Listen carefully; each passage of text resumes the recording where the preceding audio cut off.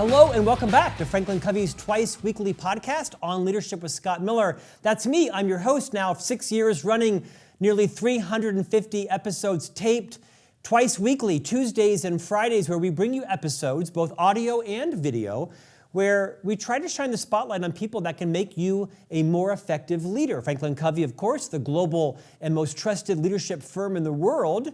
We like to bring an abundance mentality, not just shine a spotlight onto our own thought leaders and authors, but on people who are doing remarkable things out there in the industry to make you a better leader, a better colleague, a better individual contributor. Although our podcast is called On Leadership, has a broad definition. We sometimes speak with marketing experts, people who are experts in interpersonal communication, how to be a better presenter, how to be a better human.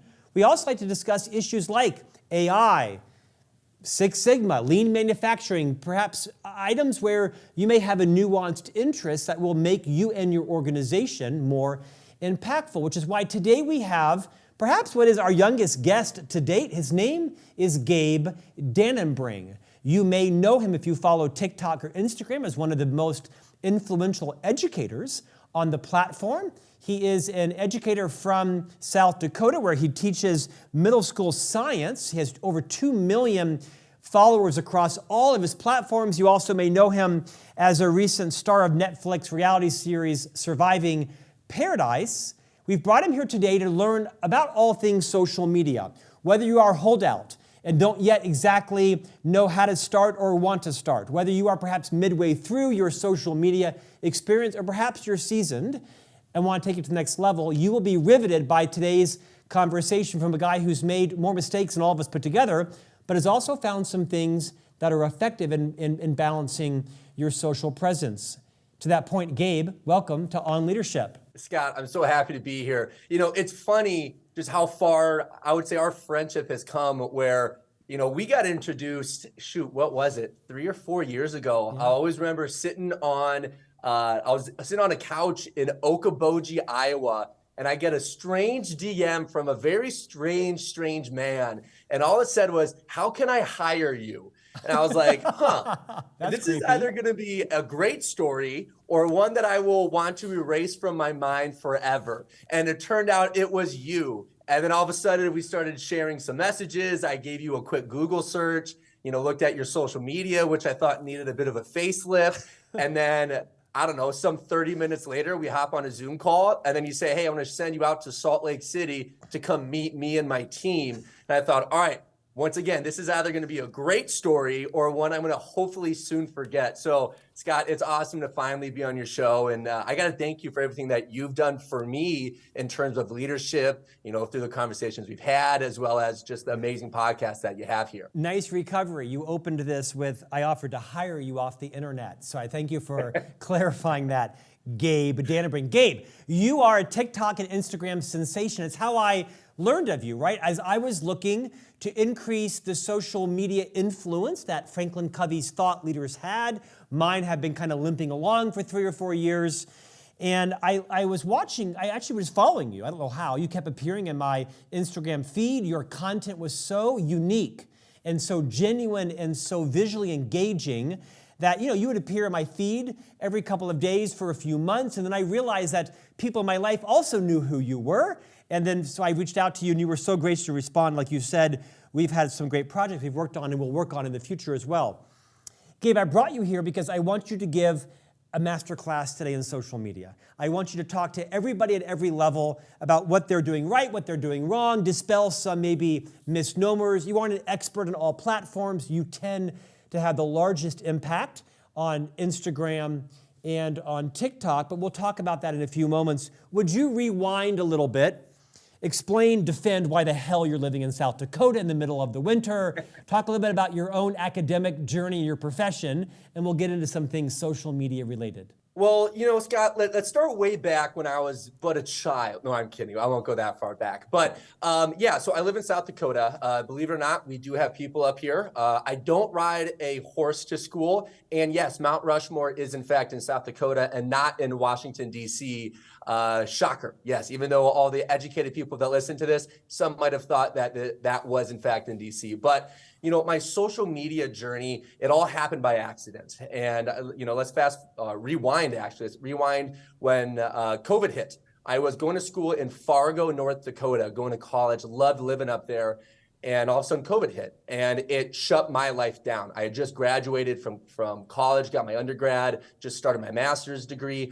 All of the jobs I had lined up disappeared one day, just gone, because that little thing called the COVID virus all of a sudden showed up. So then I was forced to move back into South Dakota, lived in my parents' basement at 21 years old.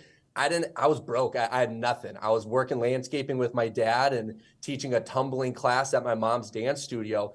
And then on a whim, I got a teaching job in Sioux Falls, South Dakota.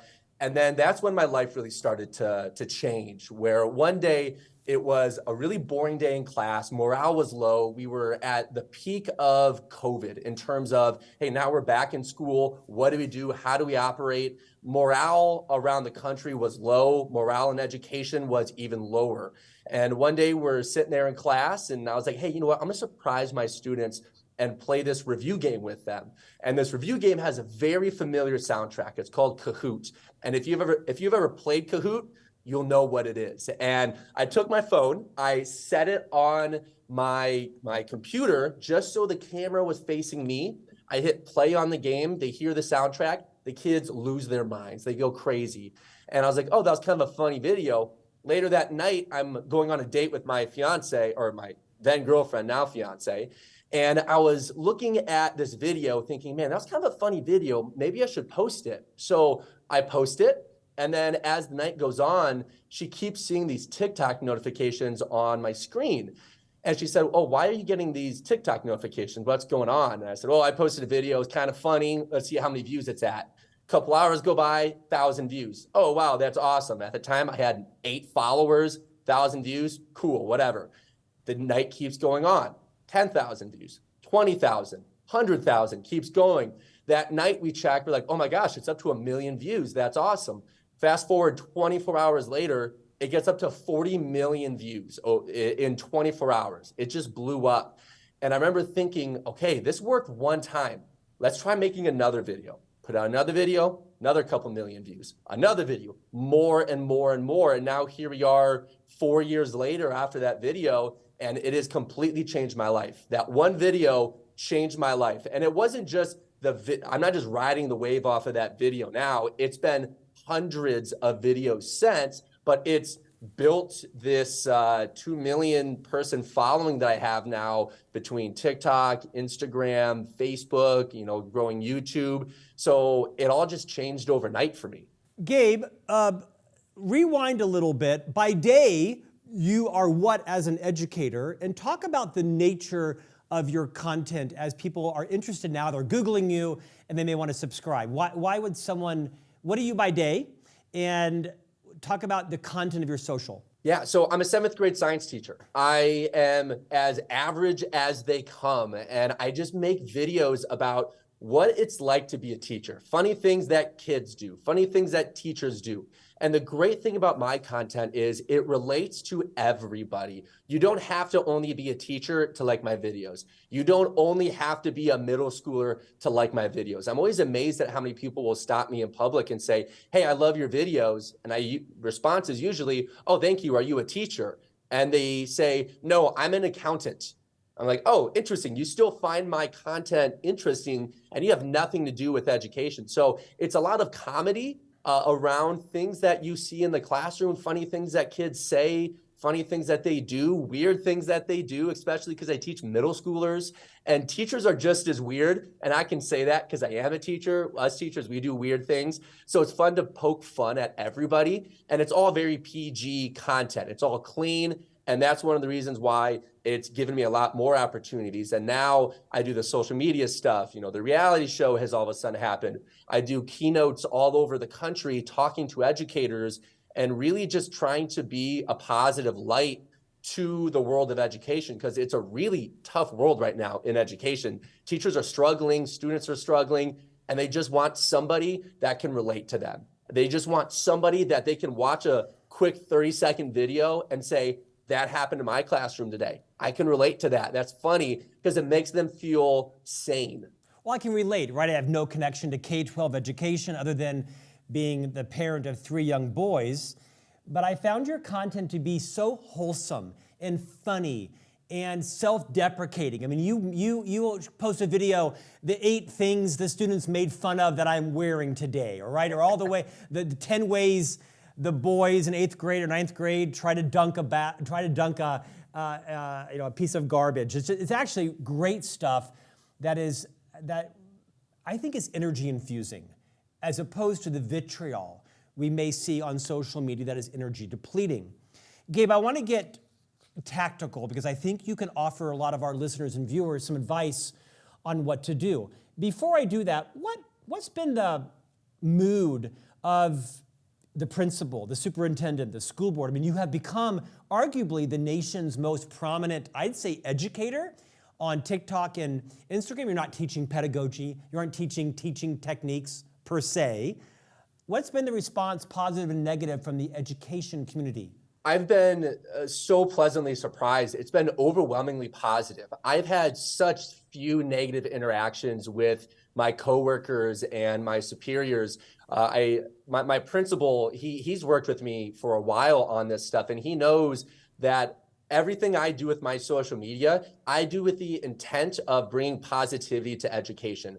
And they buy into that. And I've really made sure that I articulate that to them and let them know that, hey, I'm trying to bring positivity to the world of education. And as teachers, we are called to be leaders. People want teachers to be leaders. And when this all first started happening to me, I all of a sudden developed this giant basket of followers on social media. And I thought to myself, okay, I can either be a leader online and show students that you can have a large following, make money off of it, work with Fortune 500 companies, get brand deals with, massive companies, and have clean content. That was option 1. Or option 2 is I put my head in the sand, I act like social media doesn't exist, and then we don't ever really have those true conversations with students about, hey, here are the good and the bad parts of social media, because it's a new job now. Social media is a true job. Being an influencer is a job. And it's much like the kids of old. They would all say they want to be an NBA player, or they want to be an NFL player, or play in the WNBA. Now you're hearing kids say, I want to be a YouTuber. I want to be a TikToker. I want to be an Instagram star. And as a teacher, I can have those conversations with them because I've lived it, I've experienced it, I know what it's like. So because of those reasons, I think my school has really bought in on it. They know that I'm gonna keep things clean, and the second that I fly too close to the sun, they're gonna tell me. They're gonna say, hey, you gotta knock that off. This is no longer making educators look in a positive light. Gabe, I'm proud of you. I'm very excited for your success. You have been able to monetize positive, fun, energy-infusing videos into brand deals, ambassadorships, reality series, keynotes. My sense is you have a book in you that we'll talk about potentially even later, kind of a how-to social media book. I'm super proud of you and the path that you've taken. Let's level set on some social media ideas, right? There is still a large segment of the world that is only holding a negative view of social media, right? It's all this vitriol, or it's bad news and such. And I think I understand why some segment still holds that.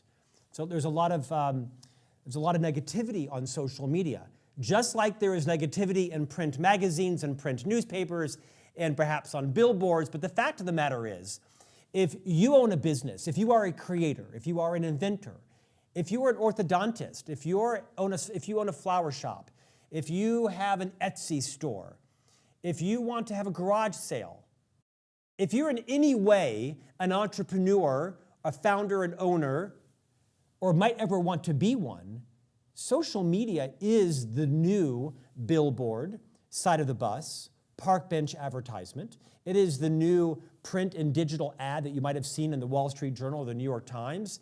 It is a medium that you cannot escape. It's just a matter of finding your voice in it.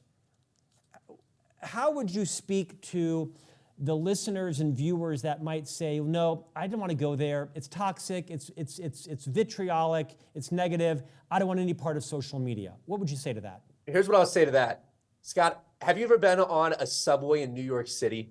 Yes. Yes. Have you only heard positive things being said on a subway in New York City? No. No? Okay, so you've heard some negativity. All right, let's stop having subways in New York City. That's preposterous. There's your fix. There's negativity. Let's stop it.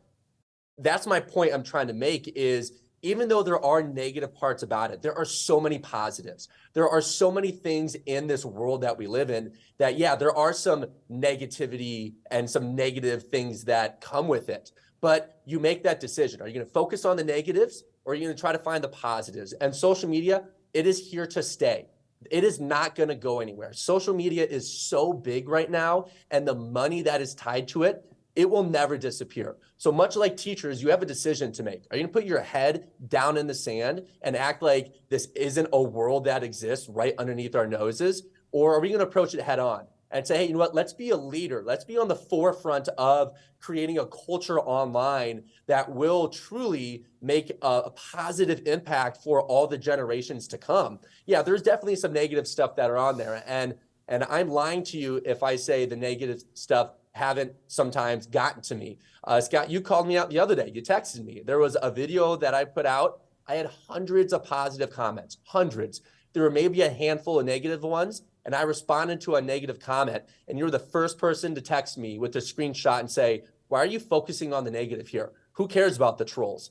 And as humans, we want to focus so much on the negative. You know, if there's hundreds of comments that are good and you have one negative one, we're going to just stay fixed on that. And we need to stop that as humans. We need to stop just focusing on the negative and look at the positive. Now, am I saying that social media has things that some of the negativity we should never address? No, we absolutely should. We 100% need to address some of the negatives, but it's part of life now. And there's so much money that can be made for companies if they just dive into it. And because you dive into social media, it doesn't mean you sell your soul. It doesn't mean now you have to be raunchy online or you have to do PG-13 rated R content. No, you don't.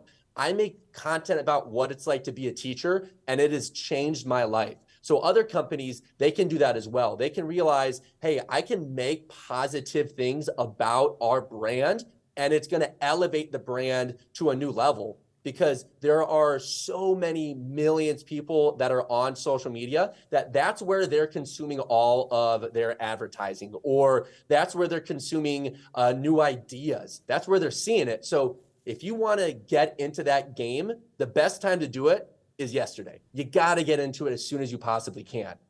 Gabe, let's segment this next part of our conversation into three tranches. I'd like you first to speak to the people who haven't yet fully leveraged social media. Maybe they're on it and they're looking at their, children's photographs, or they're connecting with their aunt or posting vacation stuff, but they want to find a way to use social media to either monetize their business further, build their brand, or perhaps it's to pursue a mission. Not everyone's on social to make money. We get that, right? In many ways, it's to pursue a mission. So first, I want you to share some practical advice on how to get started. And then we'll come back and we'll talk about those who are using social, but they want to supercharge it, and then those who have been using it but want to bring it to a higher level. So maybe like the yet to start, the middle to beginners, and those who perhaps want to take it to the next level. First, let's talk about people who are new and aren't quite sure where to start on TikTok or Instagram. What are the differences? What are some of the rules? Spend a few minutes just kind of meandering around how to get started. Which platform is best for which person? Yeah, so each platform is different, and I'm very surprised at how different each platform is. So let's look at TikTok. TikTok has a audience that will age or range from the age of, let's say, 13 to 50, about 50. That's about the high end that you'll see on TikTok. And if you just want to get into TikTok, first thing that you do is start making videos. Start making videos that you find entertaining to yourself. So what I like to do when I start coming up with ideas for videos, I look at what other people are doing. I start scrolling, looking at what other people are doing, looking at, okay, what are they doing that is grabbing my attention?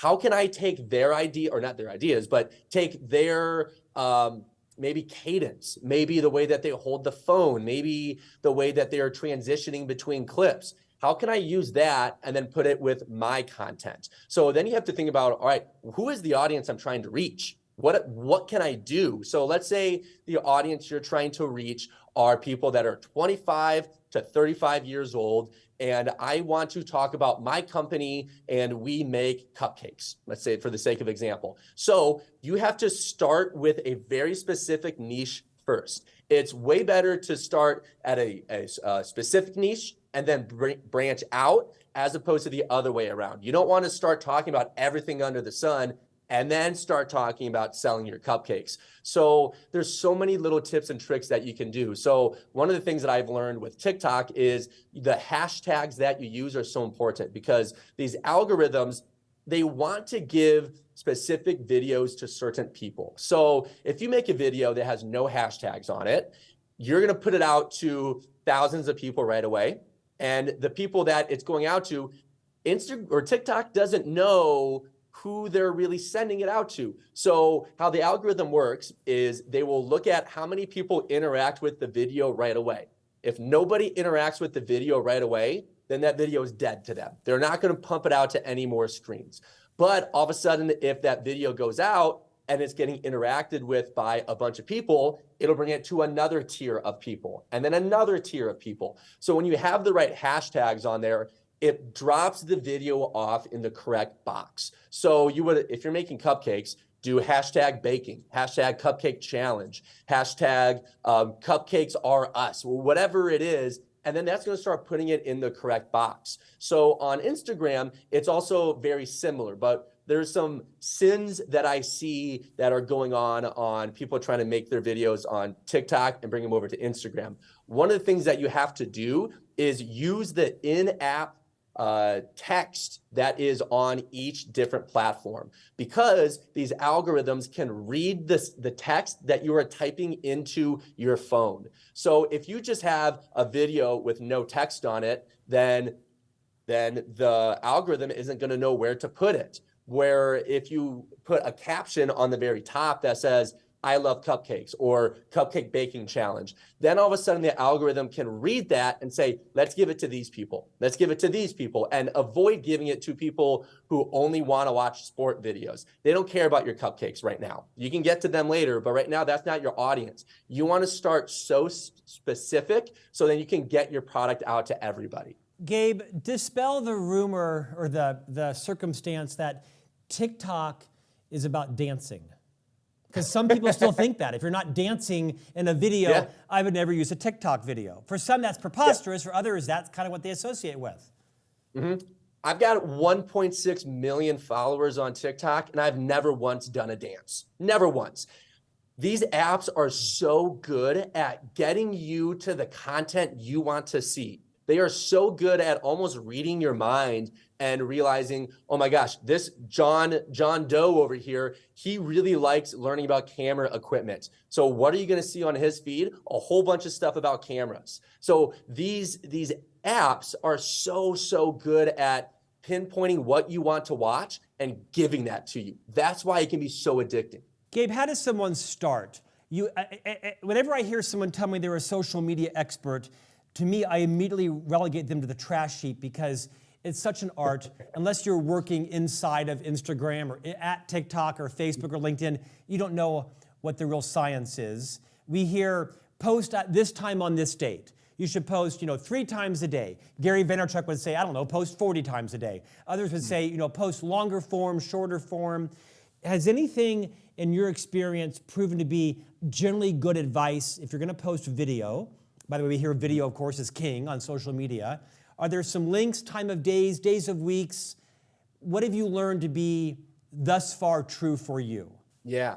If you're trying to get started, post a lot of videos. If you post 5 videos a day, go for it. Because eventually one of those videos will probably get kicked into the algorithm, and now it'll be blown up to potentially millions of people. And that will drive those people to your platform. And as your content or your following starts to grow, that's when you start to tailor off a little bit, and less is more.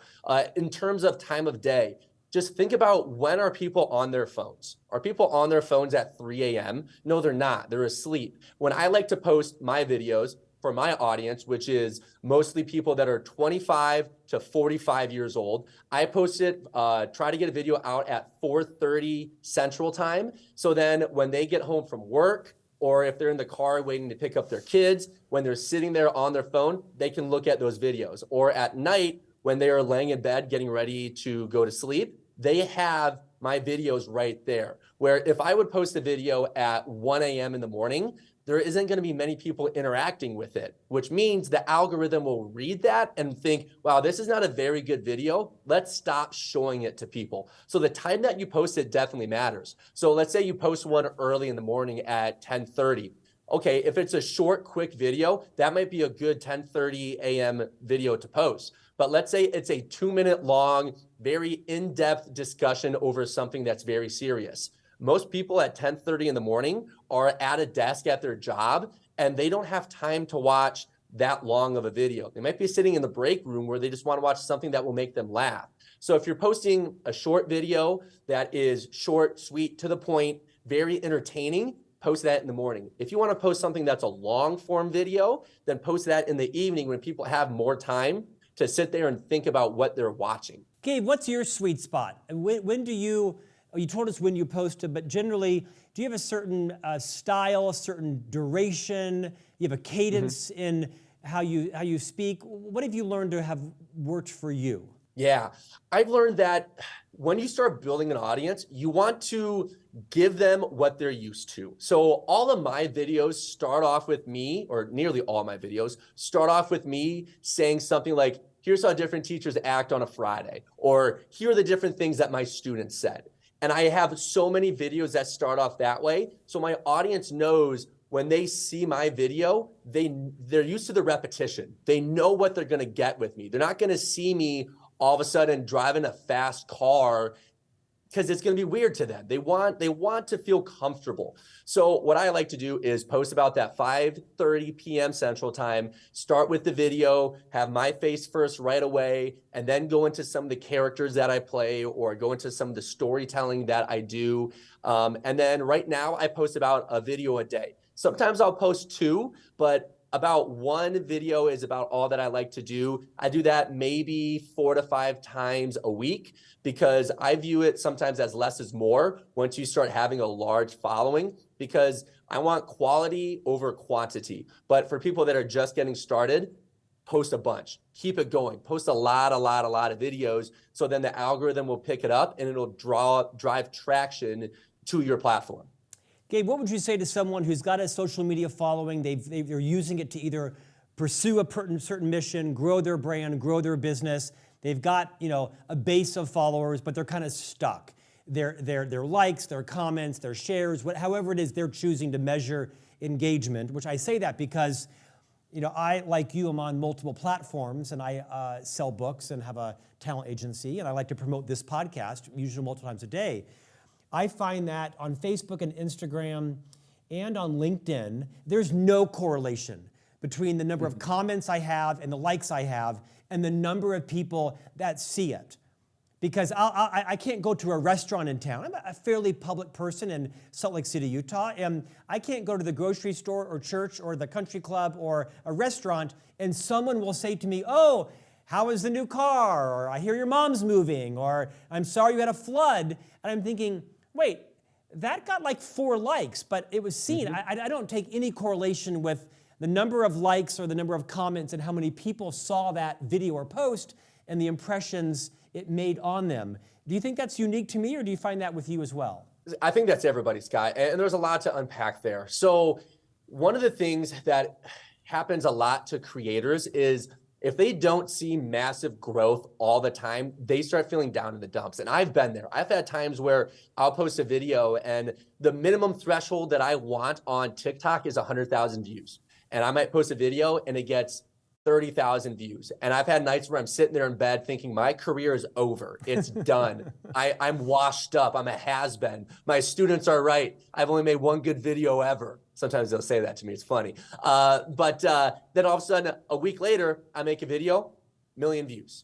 And that just shows me that it is a roller coaster. There's going to be times that you get stuck. I've had times about a month ago or 2 months ago now that I was just stuck. I didn't feel like I was being very creative. I was struggling. My videos were just kind of doing okay. And then all of a sudden, the views kicked back up. My content started doing good again. And each platform is so different. And it gets so frustrating. And it's okay to be frustrated by some of this, because I had one video that I put on TikTok. It gets 75,000 views, below the threshold that I want. I put the same video on Instagram, 1.5 million views. So that made me really confused. What is it? Is it a mediocre video or is it a great video? And that's a common thing that you see. So for those of you who are listening to this thinking, I've been stuck at the same 2,000 views for months now, you got to keep going. You got to keep going, because eventually those videos will start to get bigger and bigger and bigger, and then it'll bring your following way up. And the thing that people also have to do is start evolving their content, because social media is changing all the time. The game has changed for me so much now versus what it was 4 years ago. So sometimes you do have to look in the mirror and say, all right, is my content truly entertaining? What can I do to fix it? What are things I can do to give it a little shot in the arm to try to drive up engagement on it? And one of the things that is extremely valuable is a small following that is extremely loyal. That is so important. I saw a video about a TikToker who he's got, I think, 15 million followers. And he pumped, the number was, he said $50,000 into a short film that he made. And he thought all of his followers were going to watch it. Nobody bought tickets. He lost a bunch of money off it. And he thought to himself, I've got these millions of followers, but they're not willing to pay a little bit of money to watch this video of mine that I made and pumped all this money into. And on the other side of things, you might have somebody that has 20,000 followers, but my goodness, that is a loyal fan base. They will have your back. So even if you have a small following, if they are loyal, that is so, so valuable. Gabe, I've really come around the last few years to realize this is an industry. This isn't a fad. This isn't a pastime. This is a legitimate, credible industry where people have been able to monetize their own content. I was taping a video. I tape a daily video on all my platforms around different concepts from a book that I've written about careers that's coming out. And I passed someone on the street with my selfie stick, and he's asked me if I was a content creator. And I thought, he asked me, he said, are you a content creator? This was a guy that was my age. And I thought, well, I've never thought of myself as that. But I thought, yes, that's exactly what I am. I'm a content creator, hopefully adding value to people from my own insight and also monetizing it to pay for my kids' braces. You've done an extraordinarily great job at monetizing your content. I'm not sure most people know. I have a couple clients that TikTok pays them $20,000 a month just to produce content. You obviously, your full-time job and your day-to-day passion is, a teacher and educator for these students in South Dakota. You have other things you do. What are the things you've done to keep the main thing, which is your career? You obviously make by multiples more in other areas than you do as an educator. What have you done that are kind of universal principles to monetize your content as a content creator, as an influencer? Yeah, well, I want to first say that I'm just imagining you walking down the street and someone saying, are you a content creator? And you not knowing how to respond to that. For some, knowing you, I would love to know what was inside your head when they asked you that. But for me, I always make sure that when I make content, what's at the forefront is making entertaining content. It isn't making content to get paid, because once you start focusing on the money, that's when your content starts to go down. So I always make sure that in my life, I first focus on being a teacher. That's my job. I am there to be a professional. It is not fair to the kids I'm teaching or to the parents if I all of a sudden start lacking in my job as an educator, so I can start focusing on making some money because of my social media. So I always make sure that I focus on my job first. After my job is done, then I think about, okay, what videos can I make that my audience is going to want to see? Because they're the ones that are watching. I have to think about my audience. What are they going to see? Luckily for me, most of my audience is having the same day-to-day structure that I'm having. I'm still a teacher. I've seen some other teacher influencers who, once they start making it big and start making a little bit of money, the first thing they do, they quit their job as a teacher and think, oh my gosh, I can make content and everyone's going to love it. And then they're not a teacher. Now they're not relatable to their audience. And then their audience feels like they are almost selling them snake oil, disguising themselves as a teacher when they're really not. So I always make sure that I focus on my job, focus on the content, and any of the positives that come from it afterwards, awesome, I'll take it. So that's kind of my thought process on that. Let's talk about your reality show appearance. Obviously, from your influence on these platforms, you were offered a spot on Netflix's recent release, Surviving Paradise. Talk about that. I mean, it's interesting, you actually joined mid-season, and no spoiler alert, the show is out now. Talk about what that was like. How is it different taping it from what you see in your home? What were some lessons you learned from being one of the cast members on Surviving Paradise? I learned so many lessons, one about the entertainment industry and the other about myself. When I was getting ready for the show, I think it was arrogance that got in the way, because I kept thinking, you know what, I'm used to having a large audience. I'm used to having millions of people watch my videos, and everybody has loved me in my videos. So the audience that is going to watch this reality show, they're going to love me just as much. That wasn't the case. They painted me out to be a very cutthroat game player, which I definitely am. In real life, I am a psycho competitor. I love to win, but I hate to lose. And that's one of the things that really fuels me. So when I went on that show, they definitely edited some things around to make me one-dimensional, because reality TV does that. They make people one-dimensional. I tell people that reality TV is a lot like WWE, where WWE, yeah, they're real people, but there's a story that they're telling, just like reality TV. So when I went on the show and I watched it, I thought to myself, wow, this was a really good show. I think I did a really good job. People will appreciate the fact that I am a very intense game player and I play to win. All of a sudden, some of my social media started flooding, and I was getting comments and messages of some of the just most outrageous negative things that anybody's ever said. I've had some people wishing that my father would get cancer. So people were giving me death threats, and it was really hard because I would have one message that would say, oh my gosh, I love you so much on the show.